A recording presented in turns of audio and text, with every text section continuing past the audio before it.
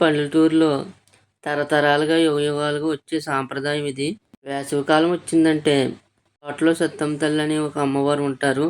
ఆ అమ్మవారికి కళ్ళు, వేటపోతుని, అలాగే పళ్ళు, పలహారాలు, పానకం ఇవన్నీ మొదలైనవి ప్రసాదాలతో అంగరంగ వైభవంగా అమ్మవారికి పూజ చేసేప్పుడు వేటపోతుని వేస్తారు. ఇలా వేటపోతు, కావుళ్ళు ఇవన్నిటితోటి ఇంటి దగ్గర నుంచి బయలుదేరుతారన్నమాట. నల్లవారి కుటుంబ సభ్యులందరూ కలిసి ప్రతి సంవత్సరం మే నెలలో మంచి రోజు చూసుకుని ఇలాగా ఆ అమ్మవారికి ఇవన్నీ సమర్పిస్తారు.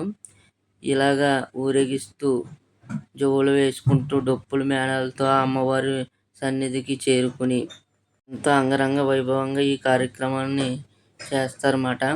అక్కడ తోటలో టిఫిన్లు, ప్రసాదాలు, పానకం, కళ్ళు ఇవన్నీ కూడా వచ్చిన భక్తులకి అందజేస్తారు.